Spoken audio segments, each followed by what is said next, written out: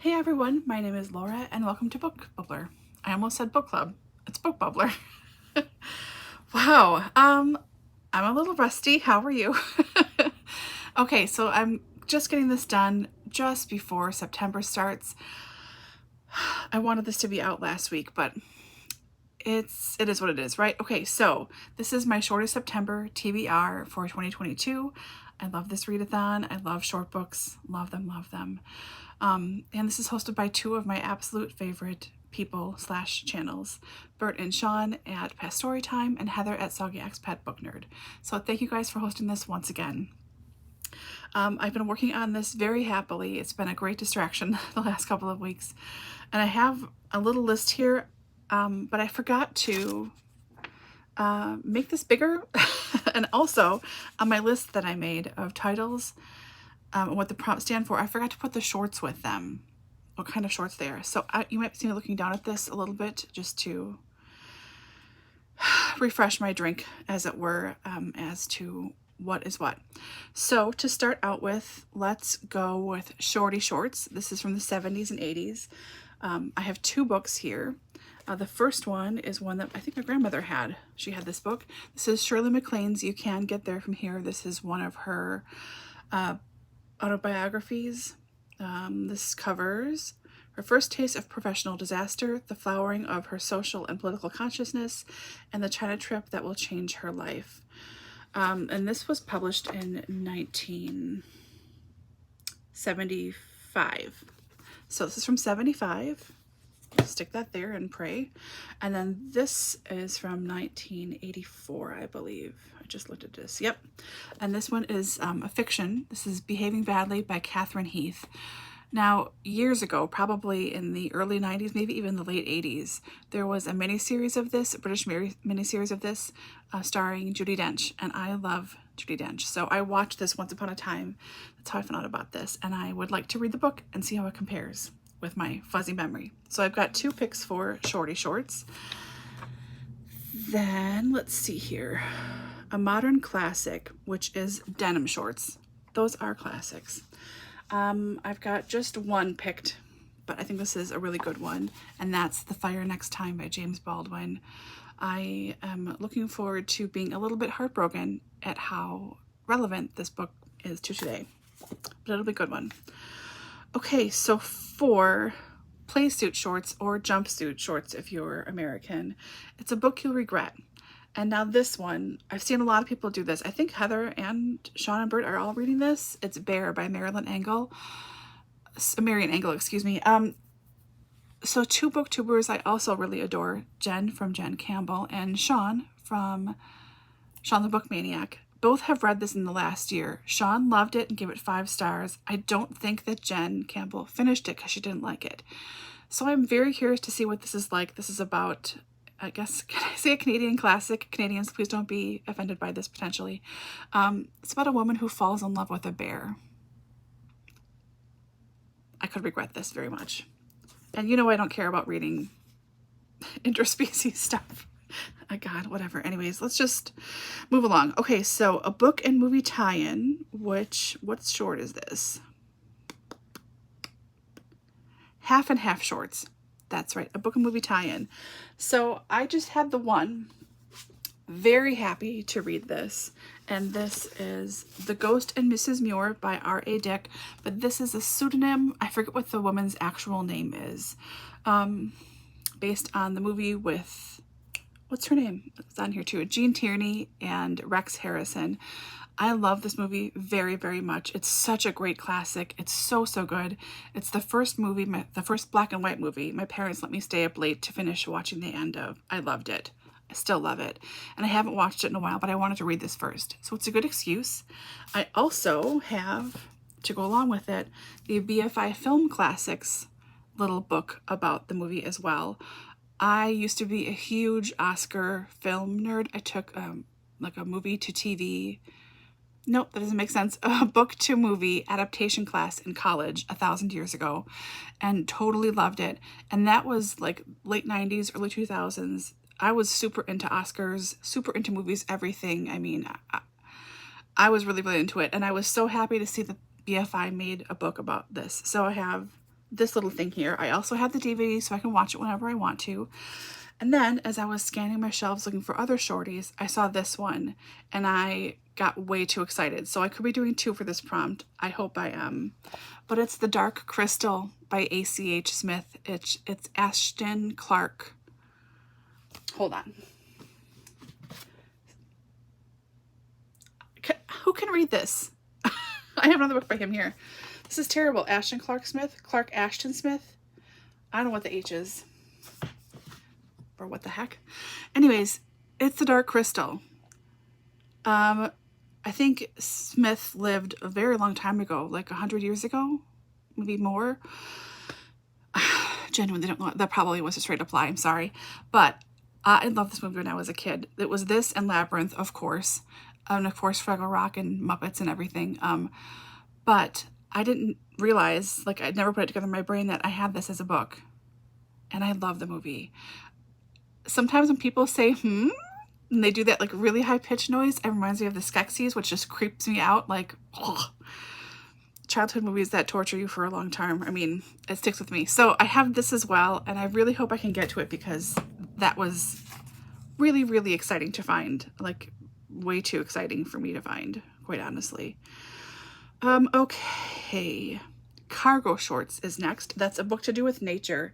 I have 4 of them. So the first one, which is the one I think I'm going to focus on reading, is The Sound of a Wild Snail Eating by Elizabeth Tova Bailey. This is about a woman who, nonfiction, a woman who was sick for a long time. A friend bought her a houseplant in a pot and then didn't know that there was this little wild snail that was along for the ride in the soil. So she raises / takes care of this little wild snail. It's about, I think, life and stuff. I don't know. But so I've got that one. This is my first one and my main one. Next up, I have this Novel of the Garden, Old Herbaceous by Reginald Arkell. Apparently I can't read today as well. A classic novel of the garden, British, with the title character as outsized and unforgettable as P.G. Wodehouse's immortal butler Jeeves. So this was out of print for 50 years, apparently. And this has a new introduction by Penelope Hobhouse, renowned garden designer and lecturer. And Michael Pollan also writes something about this here. So, Old Herbaceous. I also have a memoir, I'm assuming, The Rural Life by Verlin Klinkenborg. Say that 3 times fast. It's a memoir about covering one full calendar year. I love books that cover a calendar year on his family's homestead in Iowa. So there's this one. And the last one I have, which I think I might have pulled last year for this, I'm not sure, is Country Matters by Claire Layton. I don't know if she did these herself, the illustrations. These are, they're cut from linoleum. What is that called? Whatever that is. Set in the countryside in the 1930s. She lived in Children in the UK. And this is by Little Taller Press. So, very excited about this one as well. I want to read them all. Let's just be honest here.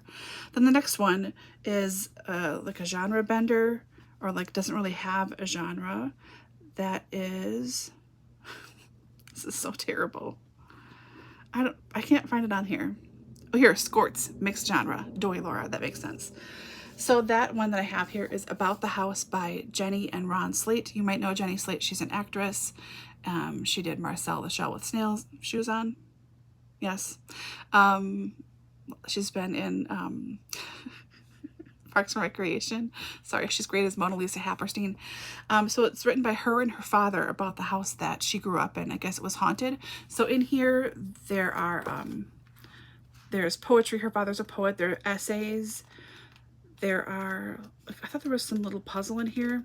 There's illustrations of all different kinds. I don't know. This was a bad flip through because I just saw it.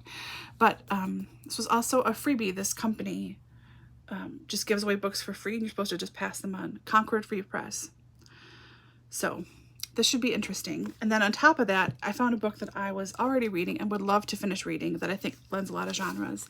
And that's Why Fish Don't Exist by Lulu Miller, a story of loss, love, and the hidden order of life. This was a pick for, I don't know what month this year, for the Book Naturalists, hosted by Heidi at My Reading Life and Doris at Aldi Books. And I got it from the library. I started reading it and I fell in love with it. So I bought a copy and then just sat at the 1/3 mark. So this is part science, part memoir, part love story. I don't know. It's a whole bunch of things, but it was so good. So good. It sounds like it would be fake, but it's not. A dark and astounding tale of love, chaos, scientific obsession, and possibly even murder. I mean, so I'm hoping I can finish that as well. Okay, then we have a slasher or murder mystery, which is Ripped Shorts. And this is very much not a slasher, but it is a murder mystery. It's a British crime classic series. This is Death of a Busybody by George Bellairs. So an older lady, Miss Tither, the village busybody, is found dead. And Inspector Littlejohn has to come to the little town of Hilary Magna to solve it. So I've got that one. Okay, then next up is a beach read, which is Lifeguard Shorts. And where did my piles had to spread, excuse me. I have two for this one. I have this very thin novella that does not even have page numbers, Live and Let Grow by Penny Reed. This is, I'm assuming, a very short romance novel. I don't know. It looks like it was print on demand, but it's not. I don't know. No page numbers, like I said. So I've got this. If I can't finish that book and fit that in, I've got a problem. And the other one I have is a cozy mystery. This is Be Still My Bleeding Heart by Hannah Reid. It's the 4th in her Scottish Highland series. And I didn't know that it existed because she just wrote the first 3. And then I think it was 6 years or 10 years. And then I happened to just find this one randomly one day that it was available. I was like, oh my gosh. So and my mom and I talk about this trilogy quite a bit still. So I have this one. This will be a fun read that I could read on the beach if I was a summer person, which I am not. Beautiful cover, which is Runway Fashion Shorts. Okay, I have this little tiny book, which is causing lots of problems in the stack, but it's Galatea by Madeline Miller. I friggin' loved The Song of Achilles when I read it a couple of years ago.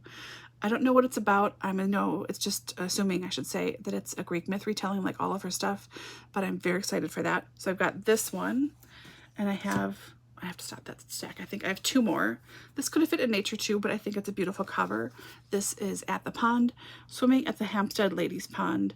There are several essays in here by lots of different figures about wild swimming in the ladies pond here.